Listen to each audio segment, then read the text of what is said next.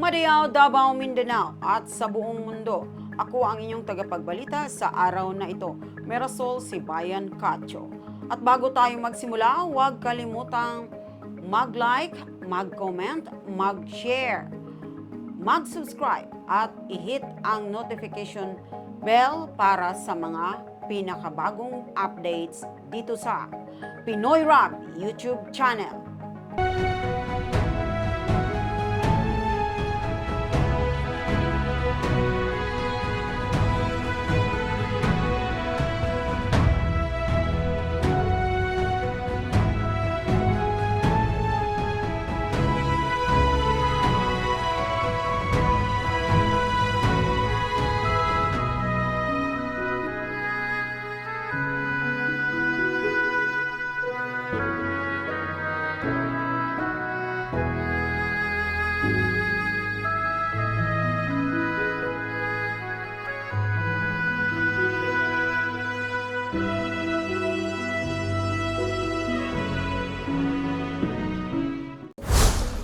Para sa mga ulo ng balita.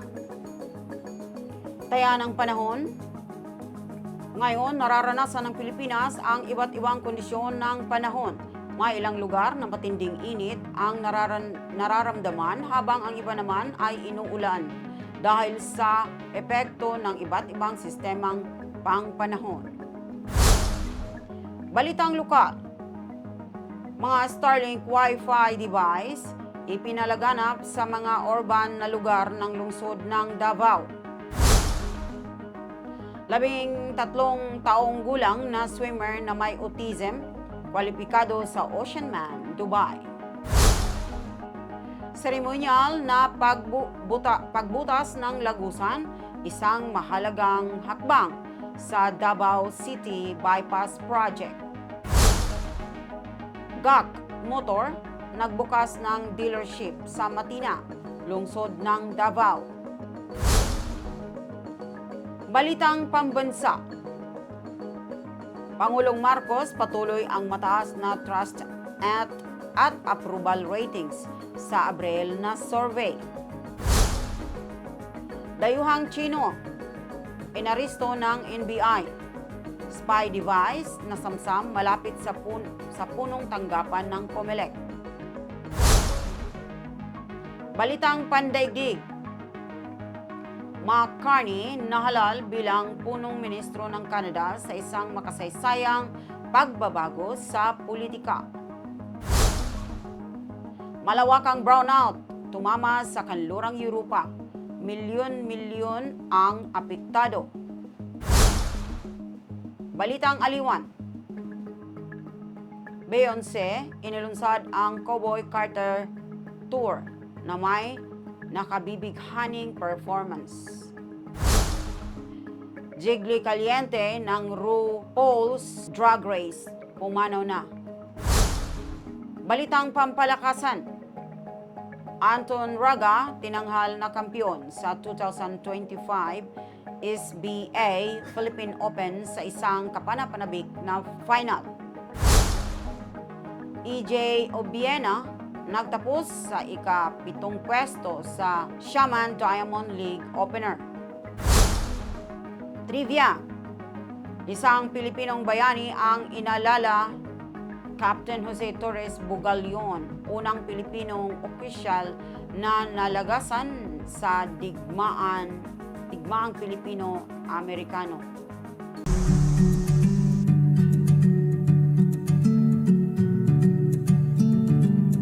Taya ng panahon. Ngayong iba't ibang kondisyon ng panahon ang nararanasan sa Pilipinas. Habang ilang bahagi ng bansa ay nakararanas ng matinding init, ang iba naman ay inuulan dulot ng mga sistemang pangpanahon gaya ng Intertropical Convergence Zone, ITCZ, at Low Pressure Area, LPA. Sa Davao City, apektado ang panahon ng buntot ng LPA at ITCG, kaya't maulap ang kalangitan na may kalat-kalat na pag-ulan at pagkidlat, pagkulog. Inaasahang aabot sa 32 degrees Celsius ang init at bababa sa 22 degrees Celsius sa gabi.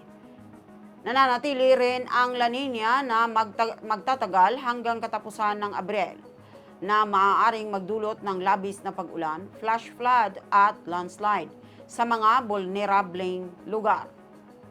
Sa Maynila, maulap din ang kalangitan at may posibilidad ng pag-ulan. Aabot sa 36 degrees Celsius ang temperatura at 27 degrees Celsius ang pinakamababa. Pinapayuhang uminom ng maraming tubig at inaasahan ang matagal na pagkabilad sa araw. Sa kabuuan ng bansa, inaasahan ang maulap na kalangitan na may kalat-kalat na pag-ulan at pagkulog-pagkidlat. 18 lugar, kabilang ang Metro Manila, may nasa danger level sa heat index na posibleng umabot sa 37 degrees Celsius. Pinapayuhan ang publiko na mag-ingat sa mga posibleng sakit dulot ng init.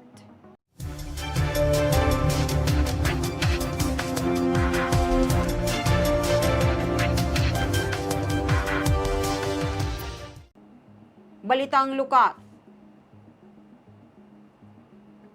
Starlink Wi-Fi ipinalaganap sa lungsod ng Davao. Kumpirmado ng Department of Information and Communications Technology, DICT, ang paglalagay ng 37 Starlink Wi-Fi devices sa mga urban na lugar ng lungsod ng Davao. Layunin ng proyektong ito na palakasin ang internet connectivity, lalo na sa mga kulang sa serbisyo, upang suportahan ang edukasyon, negosyo at mga serbisyong pampamahalaan. Bahagi ito ng programa ng pambansang pamahalaan upang mabawasan ang digital divide at isulong ang eksklusibong pag-unlad.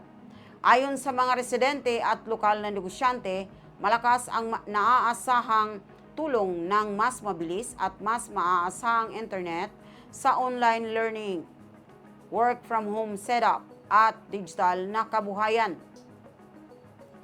Plano rin ng DICT na palawakin pa ang proyekto sa mga rural na lugar sa mga darating na buwan upang mas maraming Pilipino ang makinabang sa makabagong teknolohiya. 13 taong gulang na swimmer na may autism kwalipikado sa Oceanman, Dubai. Si Palmer Talinio Taray, 13 taong gulang na swimmer mula sa lungsod ng Davao na may Autism Spectrum Disorder, ASD, ay kwalipikado na sa Oceanman, Dubai, isang prestihusong kompetisyon sa open water swimming. Itinuturing ang kanyang tagumpay bilang patunay ng tiyaga at lakas ng loob na nagpapatibay sa kakayahan ng mga taong may kapansanan. Ang kwento ni Palmer ay nagsilbing inspirasyon sa marami na nagpapakita na sa tulong ng determinasyon at suporta, posible para sa mga taong may ASD na magtagumpay sa iba't ibang larangan. Labis ang pinagmamalaki ng kanyang pamilya ang komunidad sa Davao at binibigyang diin ng kanyang tagumpay ang kahalagahan ng eksklusibong mga programa sa palakasan. Ang kanyang kwalifikasyon sa Oceanman, Dubai ay hindi lamang personal na tagumpay, kundi simbolo rin ng mas malawak na panawagan para sa pantay na oportunidad sa mga atleta sa lahat ng antas ng kakayahan. Seremonyal na pagbutas ng lagusan, tagumpay sa Davao City Bypass Project. Isang mahalagang tagumpay ang naitala sa Davao City Bypass Project sa pamamagitan ng seremonyal na pagbutas ng 2.3 kilometrong lagusan. Bahagi ito ng flagship infrastructure program ng pamahalaan na lalong maibsan ang matinding trapiko sa lungsod sa pamamagitan ng pagbibigay ng alternatibong ruta para sa mga motorista. Inaasahang magpapabilis ito ng biyahe, magpapababa ng polusyon mula sa sasakyan at magpapasigla sa kalakalan sa pamamagitan ng mas maayos na transportasyon ng mga produkto at serbisyo. Ang proyekto ay inaasahang matatapos sa pagtatapos ng 2025. Kalakip ang iba pang nakaplanong infrastruktura upang higit pang mapabuti ang koneksyon at daloy ng trapiko sa rehiyon. Ang seremonyal na pagbutas ng tunnel ay sumasagisag sa progreso ng proyekto at patuloy na pag-unlad ng infrastrukturang makikinabang ang mamamayan ng Davao at karatig lugar. GAC Motor nagbukas ng dealership sa Matina, lungsod ng Davao. Pinalawak ng GAC Motor Philippines ang presensya nito sa Mindanao sa pagbubukas ng bagong dealership sa Matina, lungsod ng Davao. Katuwang ang Fast Motors Incorporated. Layunin ng pagbubukas na ito na bigyan ang mga Davaoenyo ng mas madaling access sa mga sasakyan ng GAC tulad ng sedan, SUVs at electric vehicles. Inaasahang makatutulong ito sa lokal na ekonomiya sa pamamagitan ng pagbibigay ng trabaho at mas maraming pagpipilian para sa mga mamimili sa merkado ng sasakyan. Bukod sa pagbebenta, mag-aalok din ang dealership ng after-sales services upang matiyak ang makasiyahan ng mga customer at mapalakas ang tiwala sa kanilang brand. Ang hakbang na ito ay sumasailalim sa patuloy na paglago ng industriya ng automotive sa rehiyon at sa pag-usbong ng mga modernong transportasyong tumutugon sa pangangailangan ng makabagong panahon.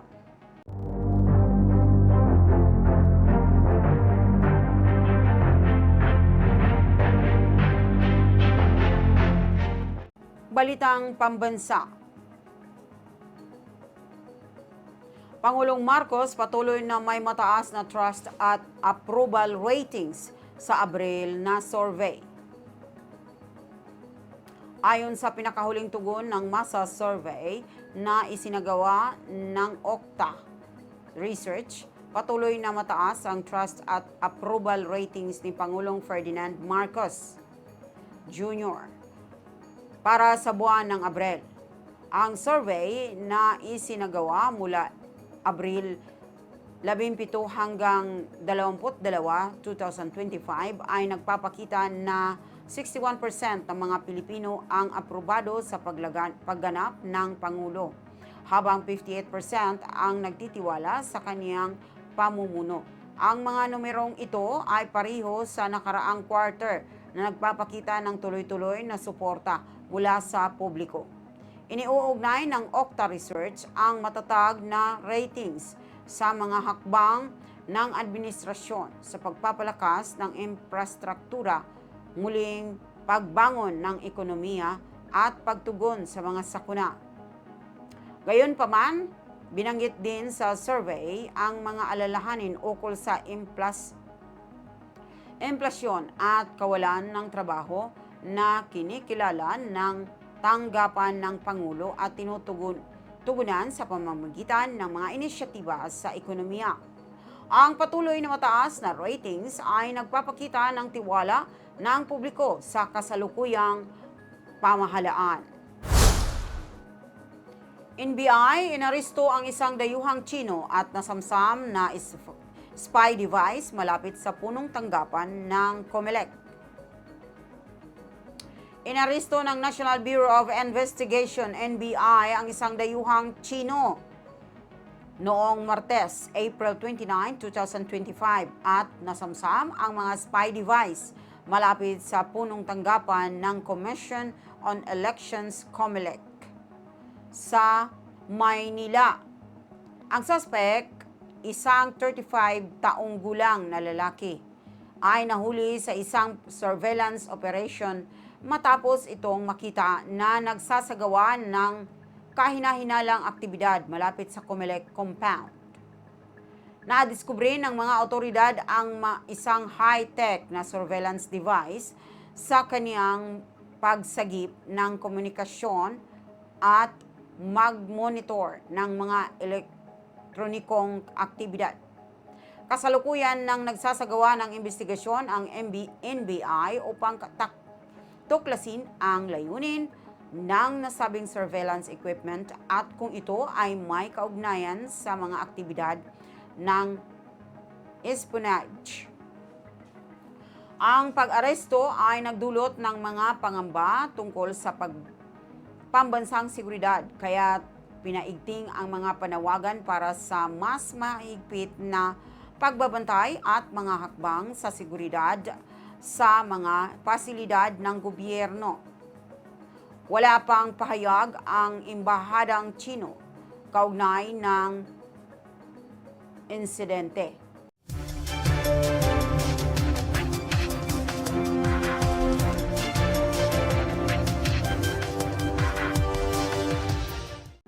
Balitang pandaigdig.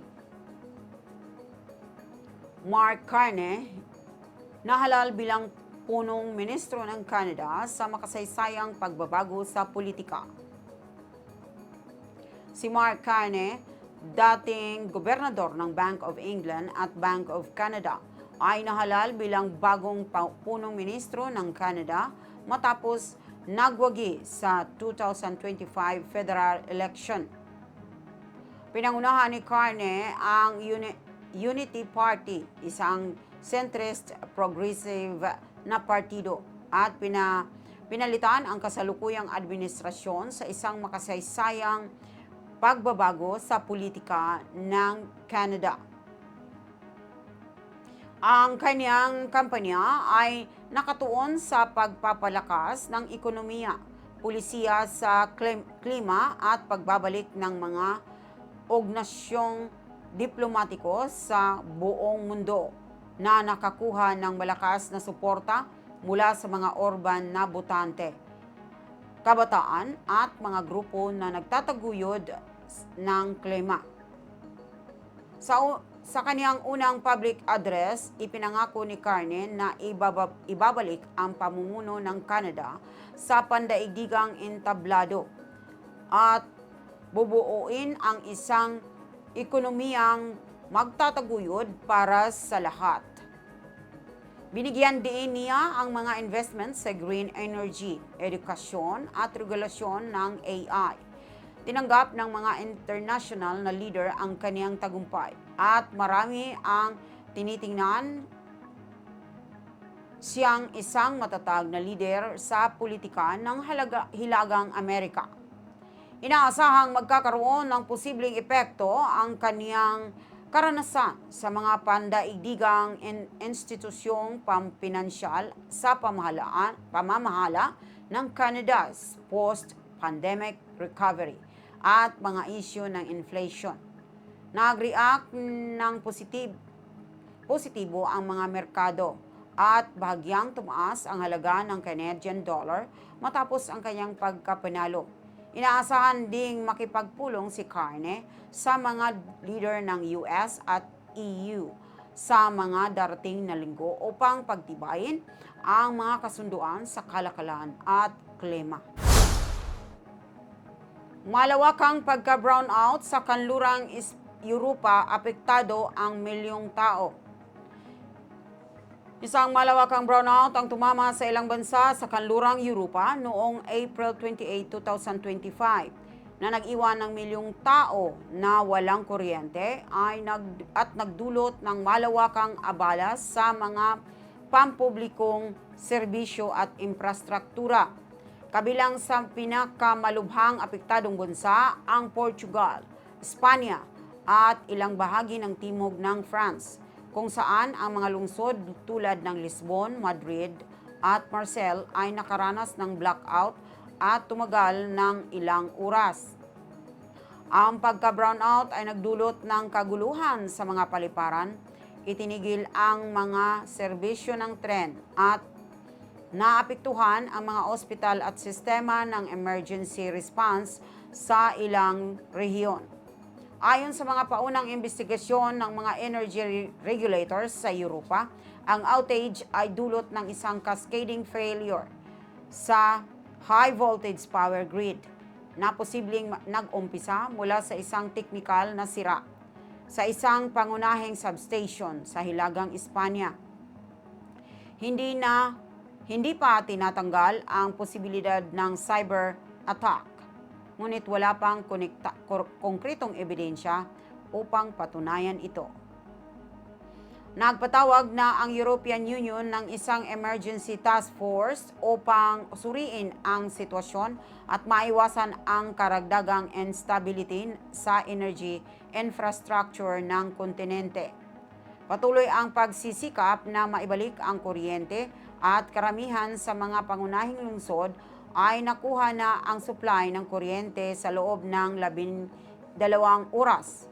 Ngunit ang mga rural na lugar at mas maliliit na bayan ay patuloy na nakakaranas ng brownouts. Ang insidente ay nagpasiko ng mga panawagan para sa isang mas matibay na desentralisadong energy system sa buong Europa at binigyang diin ng mga leader ang pangangailangan para sa karagdagang investments sa renewable at localized energy sources upang mabawasan ang pagdepende sa magkakaugnay na mga grid.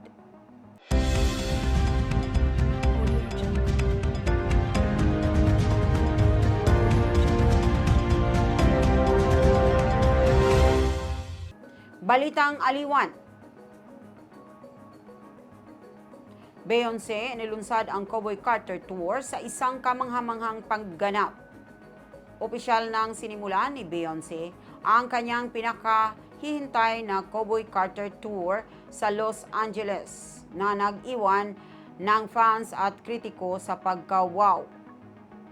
Ang tour na pinangalanan ayon sa gitnang nga pangalan ng kanyang anak na si Blue Ivy ay nagtatampok ng kombinasyon ng country at hip-hop influences na nagpapakita ng versatility ni Beyonce bilang isang artist. Ang unang gabi ng tour sa SoFi Stadium ay itinampok ng mga detalyadong disenyo ng entablado, mga pagbabago sa kasuotan at ilang set list na sumailalim sa kaniyang matagumpay na karera.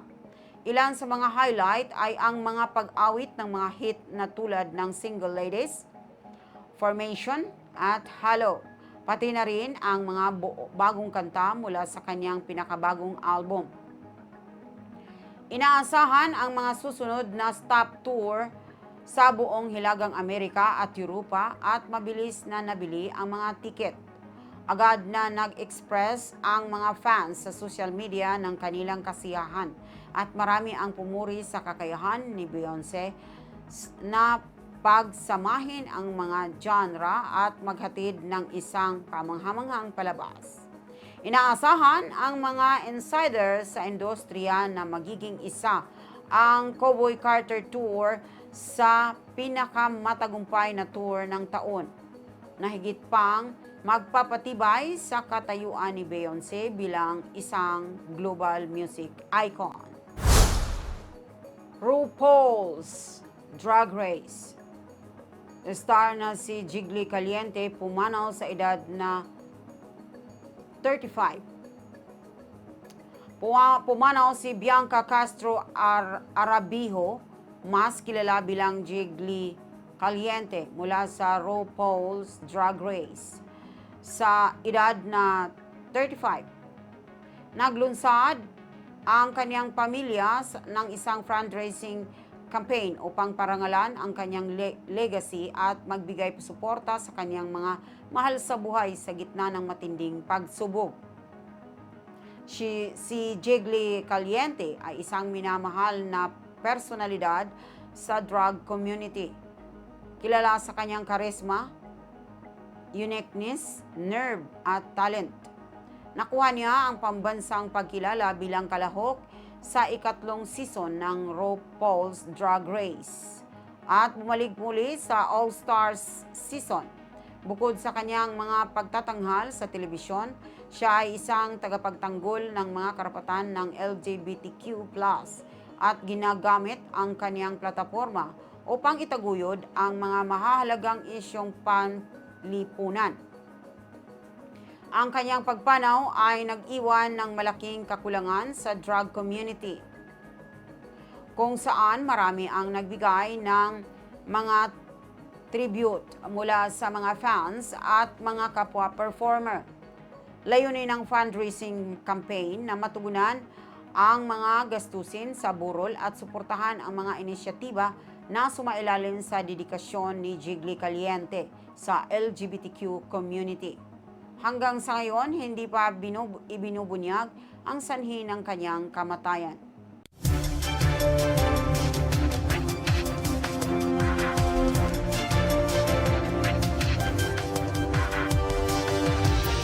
Balitang Sports. Anton Raga nagwagi sa 2025 SBA Philippine Open sa kapanapanabik na pagtatapos. Sa isang nakakabighaning laban sa 2025 Sharks Billiards Association SBA Philippine Open, lumabas na panalo si Anton the Dragon Raga matapos talunin si Jericho Panday Banyares sa isang race to 13 final. Ang laban ay ginanap sa Quezon City Sports Club at tunay na nagbibigay saya sa mga fans dahil sa mataas na antas ng laro at tensyon sa bawat shot. Ang pagiging tumpak ni Raga sa kanyang mga tira at ang kanyang kalmado sa ilalim ng pressure ang naging susi sa kanyang pagkapanalo na nagmarka ng isang mahalagang tagumpay sa kanyang karera. Ang torneo natampok ang mga pinakamahusay na Q Sports talents mula sa Pilipinas ay nagbibigay diin sa patuloy na paglago ng professional billiard sa bansa. Hindi lang nakuha ni Raga ang pinakamataas na titulo, kundi pinatibay din ang kaniyang reputasyon bilang isa sa mga nangungunang billiards player sa Pilipinas.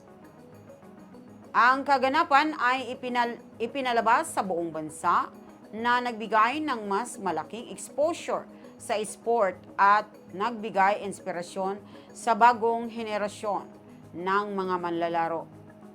Sa patuloy na pagsusumikap ng SBA upang paunlarin ang Q Sports, mukhang maliwanag ang kinabukasan ng billiards sa Pilipinas. Ang tagumpay ni Raga ay isang patunay ng dedikasyon at galing na kinakailangan upang magtagumpay sa pinakamataas na antas ng kompetisyon. AJ Obiena nakamit ang 7th place sa Xiamen Diamond League Opener. Nakuha ni Filipino pole vaulter AJ Obiena ang 7th place sa Xiamen League ng 2025 Diamond League, marking ang kanyang kauna-unahang pagtatanghal sa prestihusong serye. Nakipagsabayan siya sa mga elite na atleta at nakalampas ng 5.60 meters na medyo malapit sa kanyang personal best. Ginanap ang kaganapan sa Xiamen, China at hinarap ng mga atleta ang mahirap na kondisyon ng panahon na nagbigay hamon sa kanilang tibay. Sa kabila ng mga pagsubok, ipinakita ni Obiena ang kanyang potensyal sa international na entablado. Ang Diamond League na kilala sa mataas na antas ng kompetisyon ay nagbibigay ng mahalagang karanasan at exposure sa mga atleta tulad ni Obiena. Bagamat hindi siya nakapasok sa podium sa leg na ito, ang kanyang paglahok ay isang mahalagang hakbang patungo sa kwalifikasyon para sa 2026 World Championships. Nagpakita ng optimismo ang coach ni Obiena tungkol sa kanyang pag-unlad at binigyang diin ang kahalagahan ng pakikipagkompetensya sa mga top-tier na atleta upang mapabuti ang kanyang performance. Patuloy ang suporta ng Filipino community kay Obiena at umaasa sila sa kanyang tagumpay sa hinaharap.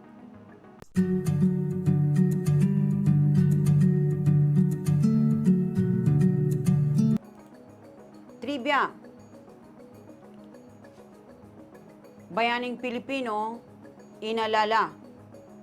Captain Jose Torres Bugalyon, unang Filipino na namatay sa Philippine-American War.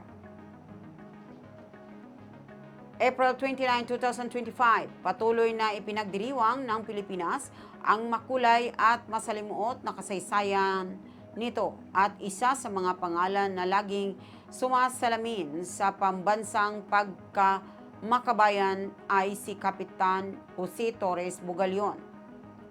Siya ay isang pangunahing tao sa mga unang araw ng Philippine-American War at itinuturing na isa sa mga unang Filipino military officers na namatay sa labanang ito.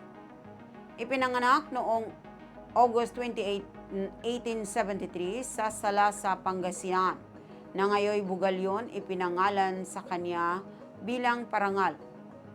Si Bugalyon ay isang scholar at sundalo. Nakapag-aral siya ng militar sa prestihiyosong Academia Militar de Toledo sa Espanya at nagsimula ng serbisyo sa ilalim ng hukbong Espanyol sa panahon ng kolonyal na Espanya. Ngunit nagbago ang kanyang alyansa nang ideklara ang kalayaan ng Pilipinas noong 1898. Noong Pebrero 5, 1899, nakipaglaban si Bugalyon kasama si General Antonio Luna sa labanan sa La Loma, isa sa mga pinakamahalaga at madugong laban sa pagitan ng mga Filipino at American forces. Ipinaglaban niya ang linya ng mga Pilipino nang may matinding tapang, ngunit siya ay nasugatan ng malubha at pumanaw sa labanan. Ang kaniyang pagkamatay ay isang malaking dagok kay Luna na buong pusong nagluksa at tinawag siyang bilang isa sa mga pinakamahusay na opisyal ng Republika. Ang kabayanihan ni Bugalyon ay ipinagdiriwang taon-taon sa Pangasinan at alalahanin sa kasaysayan ng militar ng Pilipinas bilang simbolo ng katapatan at sakripisyo. Hanggang ngayon, siya ay isang iginagalang na bayani, kumakatawan sa henerasyong mga Pilipino na nagbuwis ng kanilang buhay para sa kalayaan ng bansa. At yan ang mga pinakamainit na balita ngayong araw. Kayo'y nakatutok sa Pinoy Rab YouTube channel, kung saan ang mga Pilipino, lokal at ibang bansa ay patuloy na nakakonekta. Maraming salamat sa pagsama sa amin. Muli, ako si Mirasol Sibayan Cacho, nagpapasalamat at nagpapadala ng positibong mga hangarin sa inyo. Manatiling updated at magkita-kita tayo sa susunod na update. Madayaw, Davao! Please click the thumbs up button and subscribe to stay updated with our latest news, and share this broadcast to your friends and family. Your support helps us keep you informed. Help us get our first 10,000 subscribers. Your engagement matters. Liking, sharing, and subscribing to our content not only helps more people discover the important stories we bring you, but also supports our team's hard work. It boosts our visibility in the algorithm, making it easier for others to find ways to stay informed. Plus, it helps us generate more resources to continue delivering the news you rely on. Thank you for being part of our community.